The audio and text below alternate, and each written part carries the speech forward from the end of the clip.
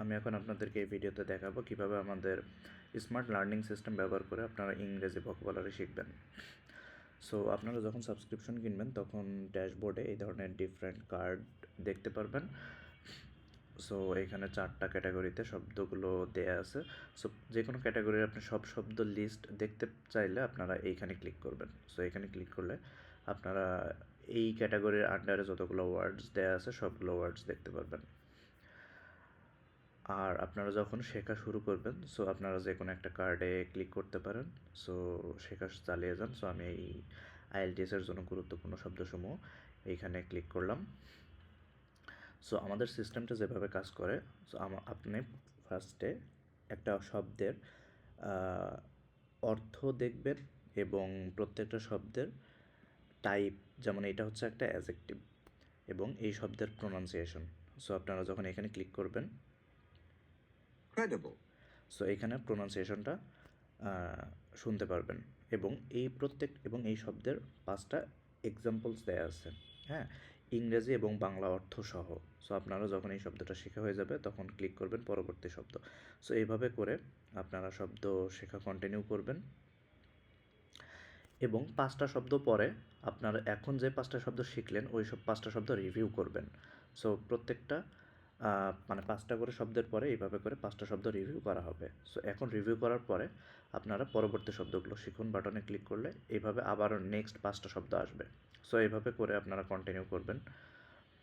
So এইভাবে করে যখন আপনার শেখা হয়ে যাবে, এখন লাস্ট আপনি রিভিউ করবেন। রিভিউ করার পরে এখন শেখা শেষ করুন। সো শেখা যখন শেষ করবেন তখন আপনার সামনে একটা পপ আপ আসবে যে অভিনন্দন, আপনি আজকে নতুন 15টি শব্দ শিখে ফেলছেন।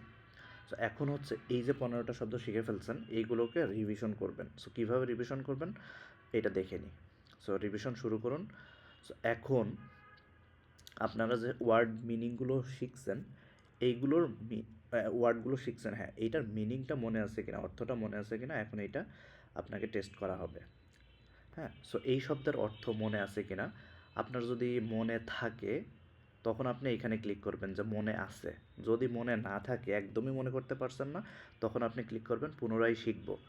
সো পুনরায় শিখব যখন ক্লিক করবেন তখন আমাদের সিস্টেম বুঝে নিবে যে আপনার কাছে শব্দটা অনেক কঠিন মনে হচ্ছে, যে আপনি শব্দের অর্থ একদমই মনে করতে পারছেন না। আর যদি আপনি শব্দের অর্থ মনে করতে পারেন তখন ক্লিক করবেন মনে আছে। সো যখন মনে আছে বাটনে ক্লিক করবেন তখন এইভাবে ওয়ার্ডের ডিটেলস ভিউটা আপনার সামনে চলে আসবে। এখন আপনি যদি মনে করেন না আমি যেই শব্দের যেই অর্থটা মনে করছিলাম ওইটা আসলে ভুল, তখন আপনি এখানে দিবেন যে না পারি নাই, অর্থটা আপনি সঠিকভাবে মনে করতে পারেন নাই। সো আর যদি মনে করেন না আমি যে অর্থটা মনে করছি এটা ঠিক আছে, তখন আপনি এটা ক্লিক করবেন যে হ্যাঁ পেরেছি। সো যখনই আপনি এইখানে হ্যাঁ পেরেছি ক্লিক করবেন তখন আমার সিস্টেম বুঝে যাবে যে এই শব্দটার অর্থ আপনি শিখে ফেলছেন, মোটামুটি এই শব্দের অর্থ এবং বাক্যে কীভাবে ব্যবহার করতে হয় এই জিনিসগুলো শিখে ফেলছেন। তখন আর এই শব্দটা আপনার সামনে খুব বেশি ঘন ঘন আসবে না।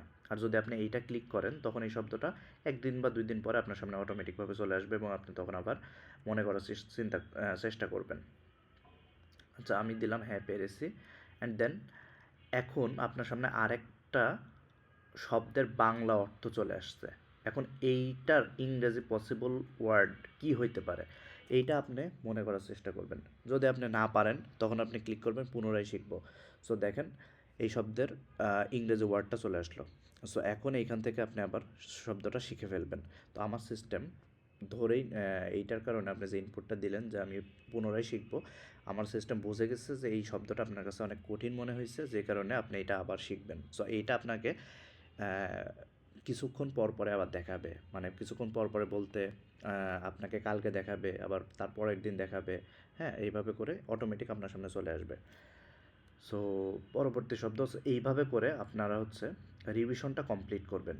হ্যাঁ, সো রিভিশনটা কমপ্লিট হয়ে গেলে তখন আপনারা একটা পপ আপ দেখতে পারবেন এবং আপনার রিভিশনটা কমপ্লিট হয়ে গেলে এই ক্যাটাগরির সব সব শব্দ আপনার শেখা শেষ হয়ে যাবে। আপনি যখন দ্বিতীয় দিন আবার আসবেন, এসে আবার এই ক্যাটাগরিতে ক্লিক করবেন, তখন আপনাকে যেটা দেখাবে সেটা হচ্ছে আপনাকে অ্যাট ফার্স্ট বলবে যে পূর্বের শেখা শব্দগুলো রিভিশন দিয়ে নিন।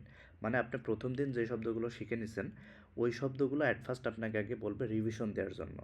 অ্যান্ড দেন আপনি এই ক্যাটাগরির নতুন 15টা শব্দ বা 40টা বা 25টা শব্দ আপনি শিখতে পারবেন। সো আমি এই শব্দগুলো যেইগুলো আমি গতকালকে শিখে ফেলছি ওইগুলো আমি আজকে আবার রিভিশন দিব। সো এইটা আমি অন্য একটা ক্যাটাগরিতে দেখাচ্ছি কারণ আপনাদেরকে মানে দেখানোর জন্য। সো আমি এইভাবে করে রিভিশন শেষ করব। সো আমি যদি এইভাবে করে রিভিশনটা শেষ করি দেখেন কি হয়। সো আমি রিভিশনটা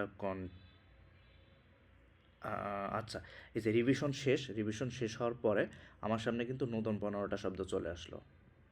সো আমি যদি আবার এখানে যাই দেখেন আমার সামনে এখন আর রিভিশনগুলো আসতেছে না, আমার সামনে এখন নতুন 15টা শব্দ আসতেছে। নতুন 15টা শব্দ শেখা হয়ে গেলে এই 15টা আবার আপনার সামনে চলে আসবে অ্যাজ এ রিভিশন হিসেবে। হ্যাঁ, তখন আপনি এই 15টা শব্দ রিভিশন দিয়ে নিতে পারবেন। সো এইভাবে করে আপনারা খুব ইফেক্টিভ ওয়েতে এই নতুন নতুন ইংরেজি শব্দ শিখতে পারবেন। সো আমি যদি এই ক্যাটাগরিতে যে দেখেন এইখানে আবার আমাকে বলতেছে রিভিশন। সো আমি এইভাবে করে রিভিশনটা কন্টিনিউ করতে পারি। সো আপনাকে প্রত্যেকটা মানে 10টা শব্দ রিভিশন করার পরে আপনার সামনে এখানে হচ্ছে একটা আসবে, একটা পপ আপ আসবে যে আসলে কত পার্সেন্ট আপনি কমপ্লিট করছেন। সো আপনি 36% কমপ্লিট করছেন। সো এইভাবে করে আপনি রিভিশন কমপ্লিট করবেন। সো রিভিশন হয়ে গেলে তখন আপনার সামনে হচ্ছে নতুন শব্দটা আসবে। সো আমি এইভাবে করে আপনি দেখেন আমি